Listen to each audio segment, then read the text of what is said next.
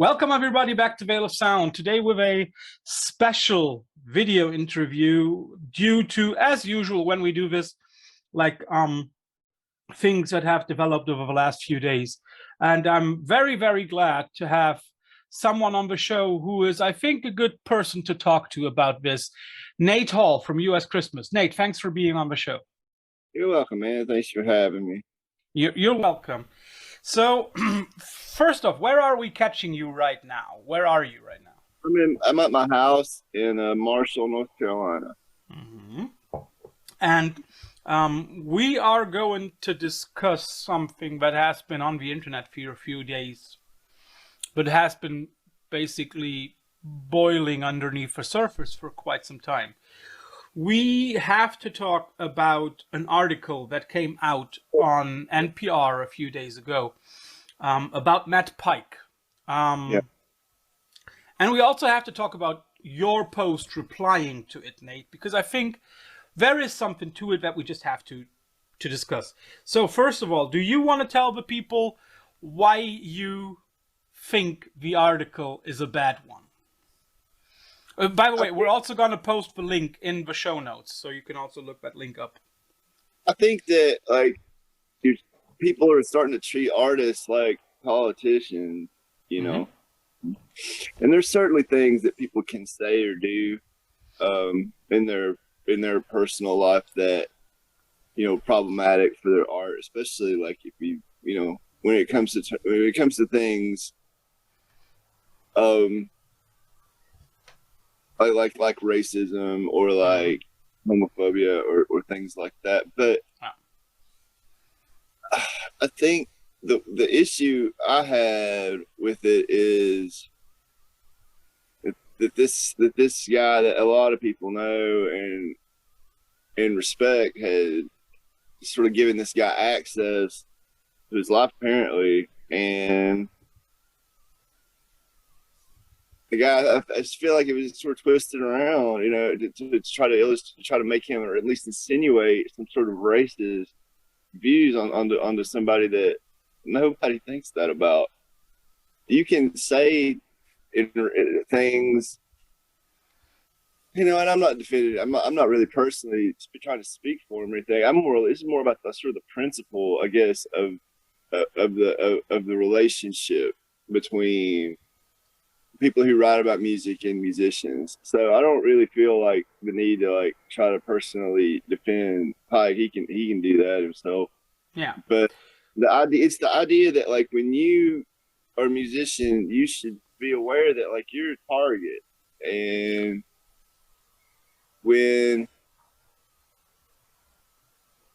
giving an interview or something, obviously that's not a problem.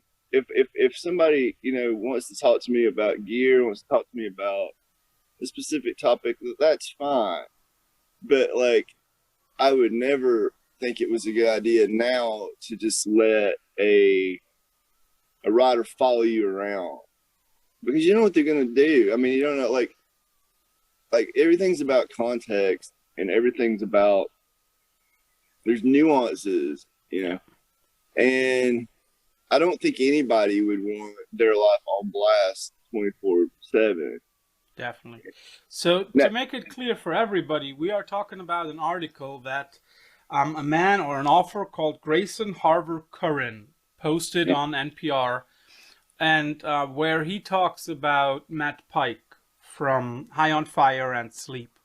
Yeah. And we all know that Matt has already in several interviews before referred to an author called David Icke. And who is somewhat of like a laughing stock, right? A lot of his ideas are even too ridiculous in some ways. Conspiracy theories. It's conspiracy theories. It's what it is. And the only thing that, the problem that I have with Icke is that a lot of his conspiracy theorists hold anti-Semitic nuances. There are undertones in his work where it's more or less obvious that he is anti-Semite and that he's a racist. Yeah. And Matt quoted Icky in an interview a few months ago, and there has been, I don't want to say a cancel culture because that's a term that I dislike, but there has been a lot of controversy about that interview. And now Grayson Harbor Curran on NPR published an article in which he says that he spoke to Matt Pike, and in which he says that he talked about this particular interview from even a little further ago. And Curran basically also insinuates and hints at an idea that Matt Pike is an anti-Semite. That is the basis on which Nate and I first of all want to talk to about. And something that I also want to make clear, this is an uncut video. We will not cut it because I think, and that's I think also one of your points, Nate. Yeah. When you cut stuff and put it out of context, it is easier to be misunderstood than when having the full thing. And that's the reason for us not doing this. So, first of all, Nate and I totally agree on the fact that putting out racist slurs or misogynist stuff, anti-Semite, racist, homophobia, xenophobia, that is nothing that we want to associate us with. No, absolutely not. Absolutely not. We are not talking about political left or right or centrist. We are talking about those things that nobody should adhere to. And honestly speaking, if you listen to this podcast and hold any of those views, please leave. Yeah. I've definitely told people, like, I've made it, publicly, like, I don't want your money if you're, if that's what you believe. Yeah. I don't care if it costs me fans or whatever. I don't want those fans. Exactly. The problem I have is like insinuating that just because, I mean, it's a, conspiracy theories. I don't have a lot of patience for them either. I don't believe. I believe there's explanations for things that are generally probably a lot more simple, than we want to. Or, it's like I think conspiracy theories that come out when people don't have the information that they're seeking.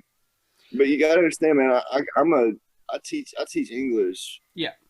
It's part of my work. I teach like college level English. I've read a lot. There's a lot of writers I tell, if I see an Ayn Rand book, I just throw it away, dude. If I see that in one of those little free libraries, I toss it. I don't like Ezra Pound. I have a problem with, honestly, with like H.P. Lovecraft. When you read his stuff, man, I mean, there's thinly veiled racism in there. It's everywhere, especially when you go back in time. Of course. I mean, if we took that seriously, then we wouldn't be allowed to read Shakespeare. Absolutely not. Yeah. Look at The Merchant of Venice. That is clearly anti-Semite. Yeah. There's a lot of it, and because like, I think the line I would draw is it's a logical fallacy to make these jumps between whether somebody's read a book by somebody, or maybe even somebody quotes somebody and they're not fully aware of the context, to put that label on them.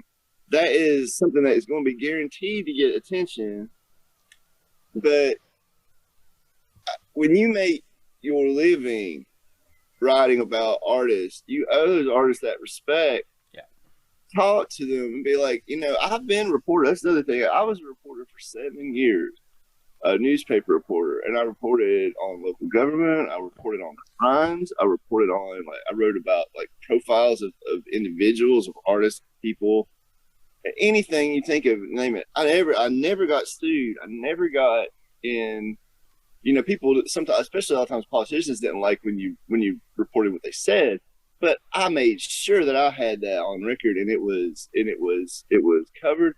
I had a high standard applied to me. It feels like to me that artists don't get that consideration. And I've and I've always sort of taken, and I think sometimes people sort of roll their eyes when I've gotten on this tangent. I'm like, I know what it's like to be that writer, and I have to double check everything. Now, I'm not saying that he didn't technically, I don't know what he did with this. It doesn't really, it goes beyond this article. It has to Definitely. do with like a responsibility on both sides, uh, to tell the truth. Um, to phrase things as opinion or fact as they apply to those um, situations. And that's a big thing, fact and opinion, what you think and what you can prove. Two for things, and there's a place for both of those things in writing, but you have to be clear about what you're saying and when and what context. That's what bothers me. It's just like, because I know people know the difference, And and sometimes it's almost it's cynical, you know. Uh, I just I don't think I would I can see a whole lot of like musicians after this point being like, yeah, follow us around on tour. Absolutely not. Absolutely not. No. and it and I think there's also something where we have to see the difference between journalism and good journalism. I Yeah. mean, it's easy to write for stuff like USA Today. Mm-hmm. You just have to, come up with the bold headlines, and that's more or less enough, right?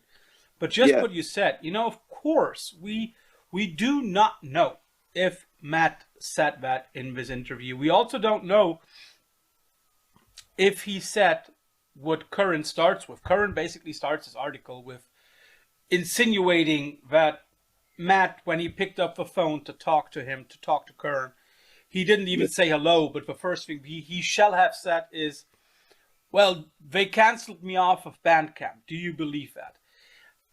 I'm not saying that Matt didn't say it, but I also say, as long as I don't have an audio file, it gives the whole article some kind of, I'm not Yeah. saying unbelievable or hard to believe, but it's difficult because I think on such an important topic, it would be a good thing if Curran gave us either a transcript or even better if he gave us an audio file that he recorded. I mean, Yeah. we're only a small web scene, but we would never put something out there for what we don't have a I would just proof. I would simply go, if there was a question, I would go, hey, dude, are you anti-Semitic? And if he says no, which I'm sure he would say no, and be like, okay, well, this is problematic. Can you see that? Yeah, And like, oh yeah, sure, yeah, I get that. That wasn't a smart thing to say. yeah, Done. exactly. That's it. Unless you're trying to make money off of it, and unless you're trying to put a scalp or pelt on your wall like a trophy hunter, Yeah, and I'm the one who I feel proved that. that Yeah, dude, Well, good yeah. luck. Good luck. Good luck, dude. Trying to interview anybody else It's because I hope it was worth it. Because you messed up this. I'm sure he's. I'm sure. I don't even want to think about like the. He's not.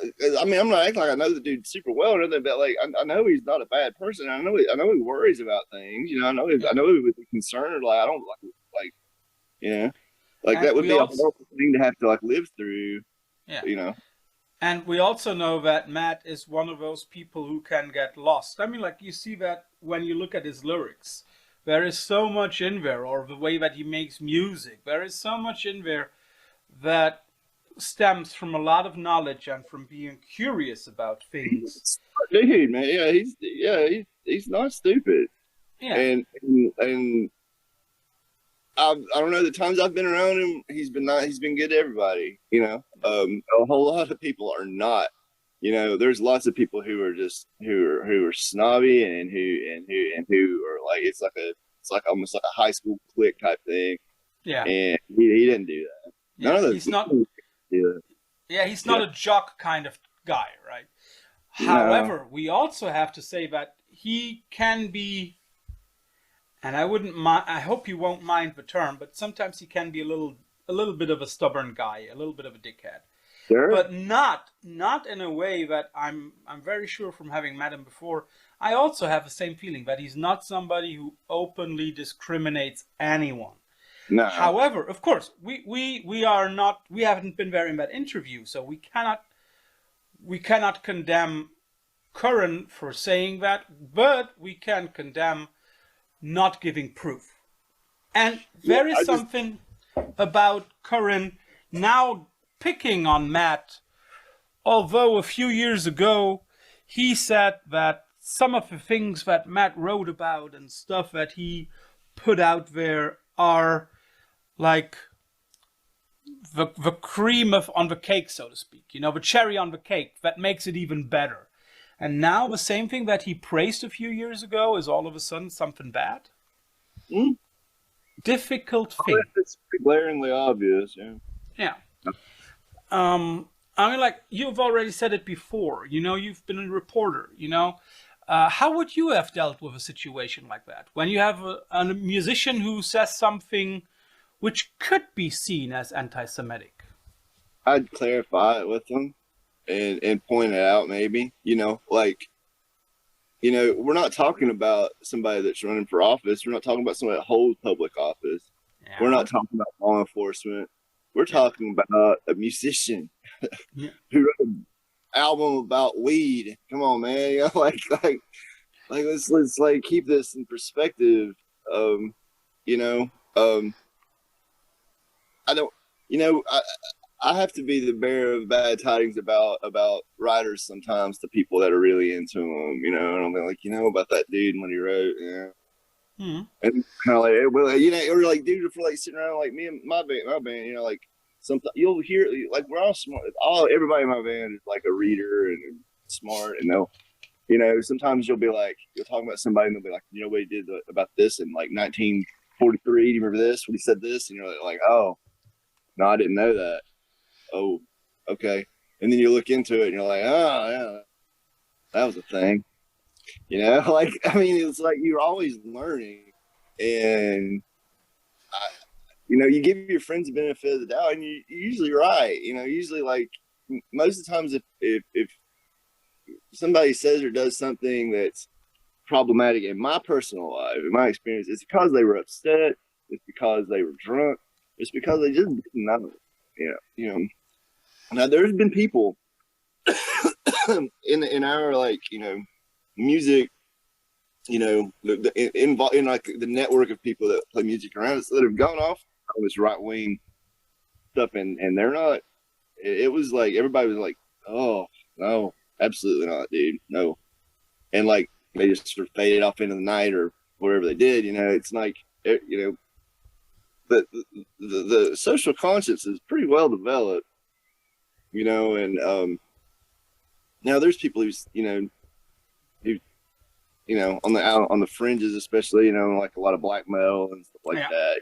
We all know about all that stuff, but yeah, they don't really, those dudes don't really care. No. If you they don't care if nobody likes them or not. Yeah. I mean, like think of and some of them are very good at hiding their opinions, and that is also something that comes into play. That's another thing. Like, if they were sad to hide it, then that means they probably didn't believe it. Mm-hmm. I mean, there is this huge Polish black metal band. I'm not saying names, but everybody who looks into it a little bit, they don't put out anti-Semitic lyrics. But when you look at the people they work with, when you look at the people they tour with, when you look at the labels they're on, that's crazy.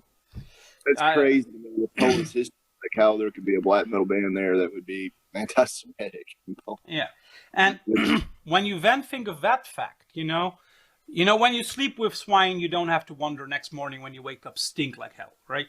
But that is something that we cannot say about Matt. He has not dealt with anti-Semitic people. He has not worked with them. He has not toured with them. He has not put out stuff on their labels. So that is something that already deserves the benefit of a positive judgment towards this side. Has he been quoting David Icke? Yes. Has he been quoting David Icke before? Yes. Does that necessarily mean that he holds the same anti-Semitic points as Icke does? I don't know. I would say so. And if you give him the benefit, just ask him. Exactly. Yeah. Exactly. I mean, there's so much stuff that like people flirt around with. all the Manson like imagery on like a lot of things. Like to me, that's really problematic. Like serial killer like art on like I hate that shit. Yeah. And I remember telling it, it's like they were talking about somebody was talking about like collection of like John Wayne Gacy stuff. It was like I was like, man, if I had access to that stuff, I would just burn it. And it Yeah. doesn't. It's awful. Like I Yeah. don't want that attached to my music. I don't want. I mean, there's violent, just harsh stuff in my music, but it's a reflection of like dealing with it, not thinking, oh, that's cool. Like I don't want a picture of Charles Manson on my album. I don't want like a Ted Bundy reference. I, Yeah. I don't I don't like that. And Yeah. it's like, and you know what? I don't think a whole lot of those people that really use that stuff really do either. It's marketing, It's you know? very good marketing, unfortunately. Yeah. And we also have to say, even if you are into this kind of stuff, for example, let's think of Church of Misery from Japan. Yeah. Awesome, awesome, awesome band. Yeah. Doing whole albums, all albums basically only about serial killers. Are they serial killers? No. No. Do they propagate violence in their songs? No. Are they fascinated by the topic? Yes. And if we apply the same thing to Pike, uh, why do we feel the need as if as soon as somebody quotes somebody, let's take the Shakespeare thing up again. Imagine Yeah. he had quoted Shakespeare. Would we say he would be an anti-Semite? No, he wouldn't. Although Shakespeare wrote some horrible stuff in some plays. I mean, like think of Shylock. He is a very anti-Semitic character, and Icky, of course, Icky is way out there. Nobody takes him seriously. Not even the right wingers take him seriously, because his conspiracy theories are way out there. The only thing that Icky did very well over the last few years is put his conspiracy theories in connection with anti-Semitism out there as like the reason for Corona, for COVID. But what I would like, and I think we have to give some kind of benefit of the doubt to Matt, also because we don't have any proof, and we should not say. I mean, like I love Shakespeare. Am I anti-Semite? No, hell not. But there is something that I would like to talk to you about, and that is your own post, which showed some kind of disappointment in music journalism over the last couple of years, because Yeah. you correct me if I quote it wrong, but you said basically musicians don't deal with journalists; they are out there to make money off of you. Yeah. Um, I was pretty irritated when I wrote that. But like, I mean, obviously, like, I guess there's people that write about music because they like it. mm, They want to. All right, good. yeah, There's people that are curious about gear, and that's what I really like to do is talk about guitar stuff. of I course. mean, I can do that all day. Now the issue is like, well, okay, do you give back or do you just take? You Yeah, know, are you just looking for like free passes to shows, and then like just to like sneak around? I don't know. It's just I don't know you're how ta- like you're there's been talking like, about give and take, right? It's yeah, of it's course. like I understand like I'm a generous person, and like most people will be like glad to help somebody, especially if they're into music. But like it's a matter of trust, and my trust has just deteriorated over the years. And 10 years ago, probably 15 years ago, I would have been like, yeah, sure, well, that would be a novel idea, like to have like somebody follow you on tour.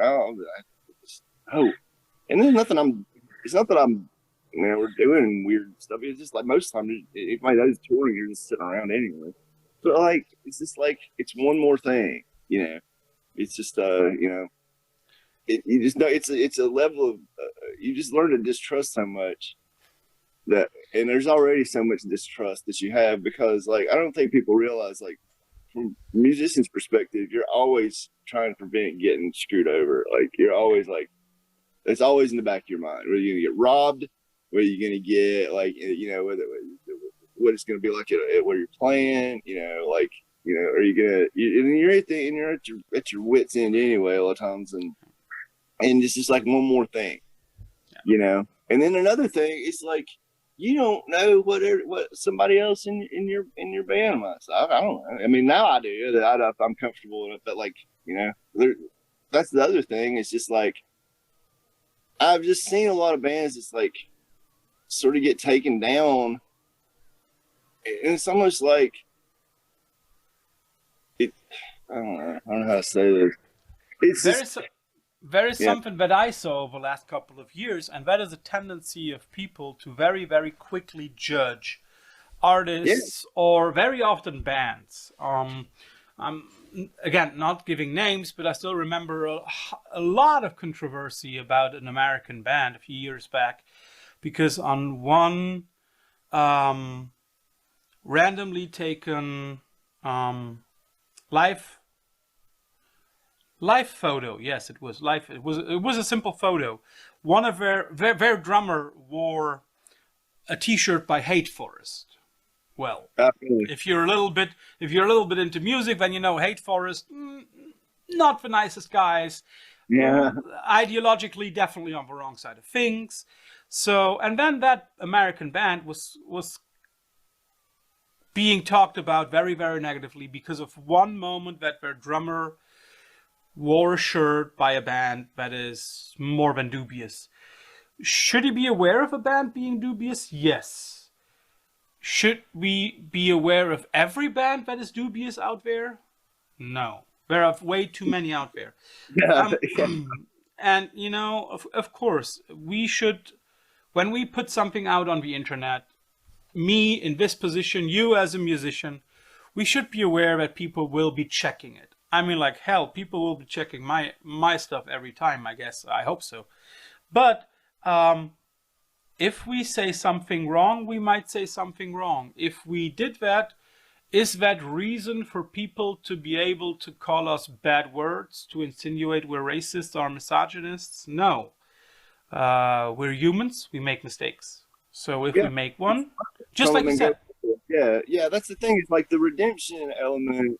I mean, there's some things that people do that are not forgivable, but that's an extreme. We're talking about like human, like just things people say or whatever. I think when somebody's just, if it's an off the cuff thing, if it's something that somebody, no matter what it is, an argument somebody gets into with somebody else, or just an interpersonal conflict or like a rude thing, somebody, that everybody knows. In the moment, you're not happy about it, but if our society gets to the point where you can't have redemption or like forgiveness for things like that, then it's not good for anybody. I think there should be like more, definitely more discussion, and less just judgment. Ambush, stuff. And like I said, like it sounds like maybe like I might be sort of trying to apologize for things people say, and I'm not saying that at all. I'm just saying that like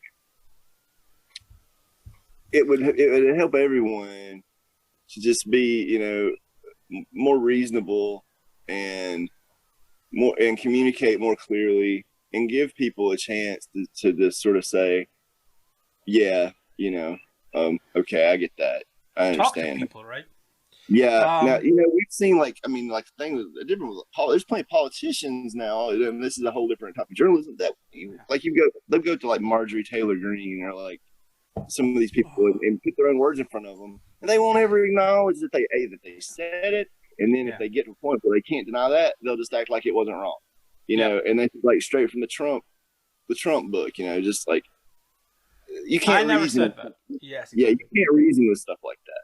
It's like I never said that, and if I did, it's okay. Like there's never like an I'm sorry thing with any of them. Yeah.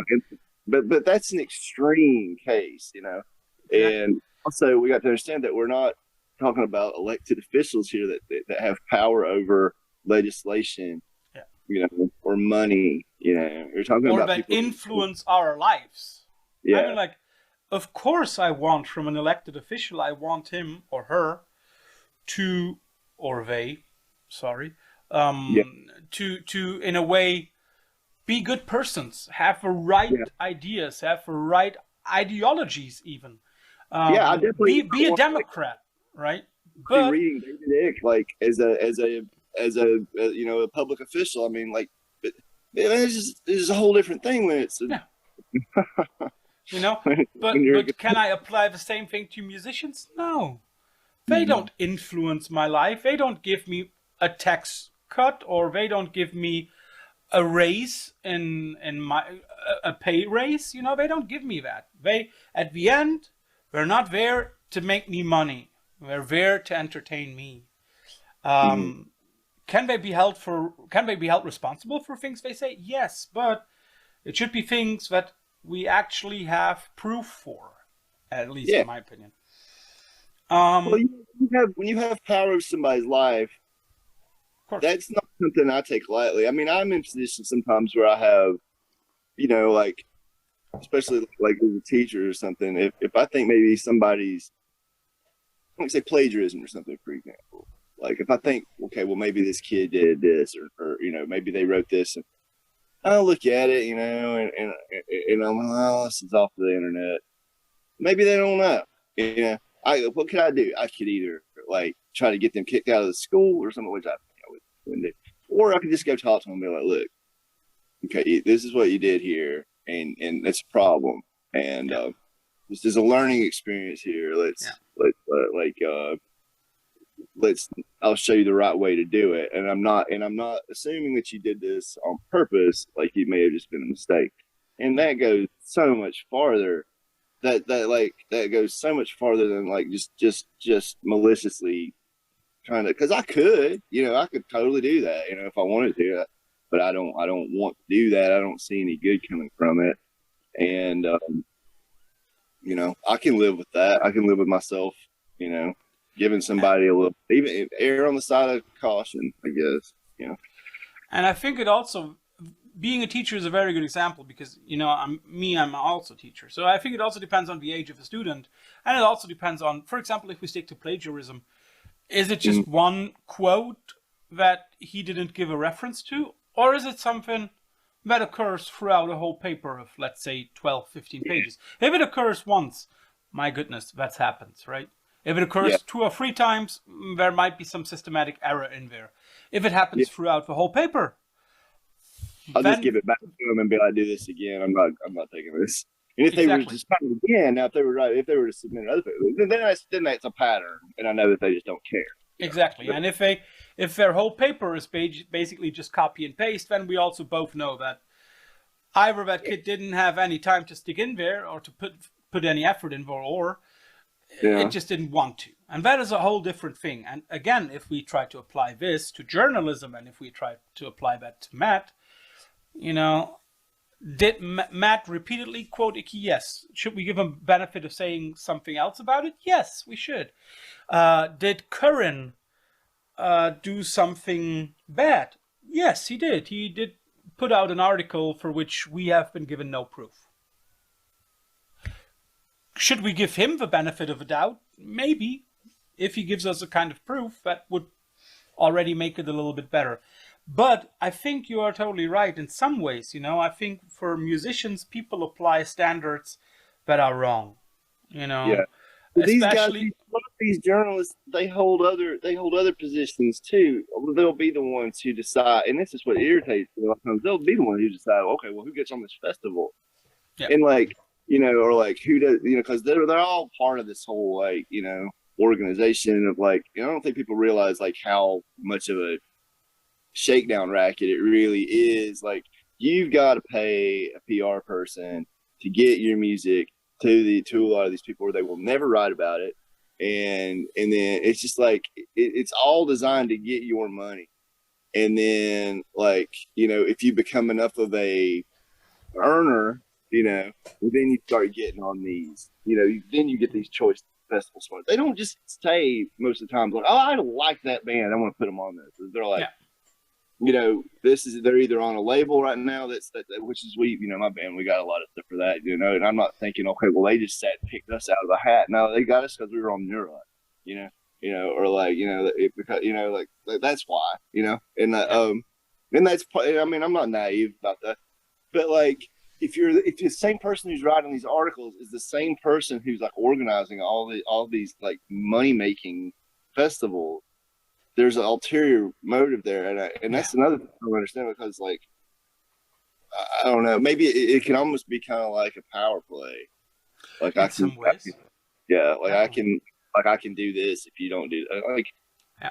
I don't know, I mean, I see the ingredients there. I'm definitely not accusing anything like that, but like, I mean, it is anybody that's been around music enough realizes that, like, oh, I see this guy here, and then he's writing this, and now he's over here doing this. Oh, yeah, There's a well, pattern. yeah. Um,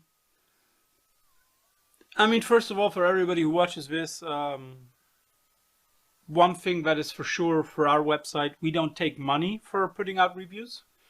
And something that we also don't do, we don't rip apart stuff. If you look at our reviews, you will see that whenever we review something, it's positive because we like it. We will never try to write anybody down or off. That is at least our philosophy.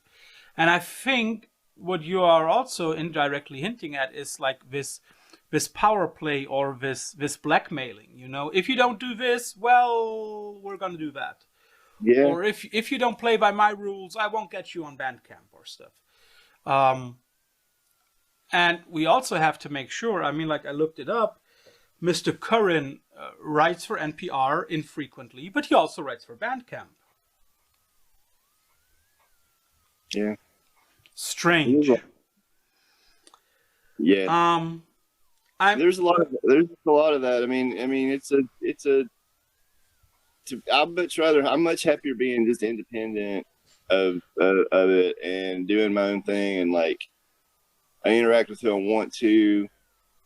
Um, I don't pay people to say nice things about me. I mean, there's so many bands, and especially like a lot of these young upstart bands, that never had a negative review because they've paid for it all. Like, it's like, especially bands with money. They'll you know they have somebody send out like, they've never been like, putting demos in a manila folder and mailing Yeah, them out, like, or like, and like maybe one day seeing like a little blurb in like a metal magazine or something like that. It's just it's all arranged. It's like, yeah. and there's a lot of that in America now, and with social media and like people just being famous on Instagram and all these things. It's just like, it's more of an opportunity, I think, for money to be made in so many different ways. I don't really think that that's an atmosphere that creates like really good music, and I don't, and I think that the more you associate, and I guess that's kind of what I was saying, was like, the more you sort of play that game, the it's just not worth it. It's much more. You're much better off to be on your own and make your own decisions and choose who you interact with and question whether, okay, well, like, say if you got on some sort of, if you were a young band on some label and they were like, well, we want this guy to be with you for this long, but just be able to be like, no, I don't want that. Because nobody really said that to us. But then again, the world wasn't like it was when we were starting out. Everything was totally different. So, Which is strange, right? I mean, like yeah, the internet definitely changed stuff. One last thing, Nate. What would be your piece of advice for young bands when dealing with the press? stick. Stick up for yourself. Don't understand that you are the ones creating the art. If you didn't exist, none of these people would have a job. And don't forget that. And people, I've sort of caught flack for saying that before, but it's true. Like, understand that, like, man, I have that pride. Like, yeah, we're the ones who make this possible. Everything would grind to a halt if there weren't musicians out here. And it hurts if people get mad sometimes to be like when you point out, like, well, you've got people writing about this stuff and tearing it apart that could never do it. Why is that? What possibly, what logic does that follow? Like, if, I don't know how many records I've been a part of, how many shows I've done.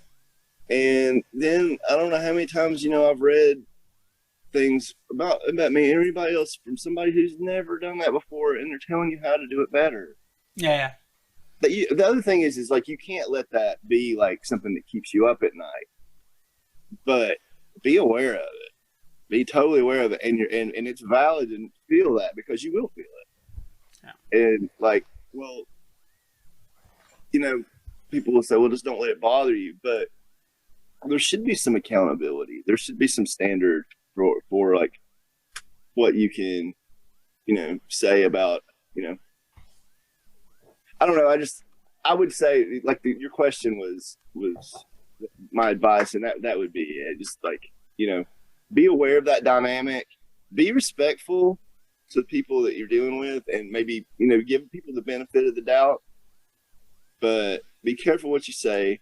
And, you should be, be a good person, and think about what things you might be bringing, into art, and things that might, that you might, I don't know. I guess what I would say is, yeah, you have a responsibility as an artist to a degree. Definitely. And so that was sort of a jumbled up answer. Well, that is totally fine. If anybody asks me about it, I would say choose the people that you work with very wisely. And I'm not talking about PR, I mean, like, we get a lot of promos every day, and I have to say that a lot of those promos are not really looked at, because for several reasons. So choose the people you work with very wisely, and also choose the outlets that you work with very wisely. Yeah. And rather do one less than you could do. Yeah. Yeah, I've seen, I forget what it was. One time that there was a blog or something that somebody had talked to, and I forget who it was. And then we realized later there was some sketchy stuff on that at one point. And like, it would be impossible to know. And you're like, oh man, I'm glad I didn't talk to the person. Like, because they wanted to stop, and they used to, when you're like, usually if somebody sends you an email, you're like, oh, okay, let's see what we can do.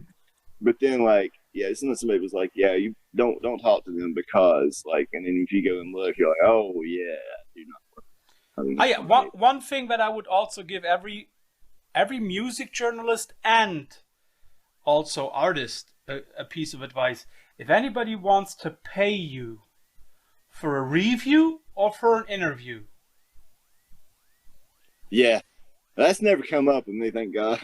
they will never pay you if they don't get what they want. Yeah. So, Nate, it's been a pleasure. It's a difficult topic, and I'm glad we could sort out things. Thanks for doing this, and have a great day, my friend. You too. Thanks for reaching out, man. You have a good one. Thank you.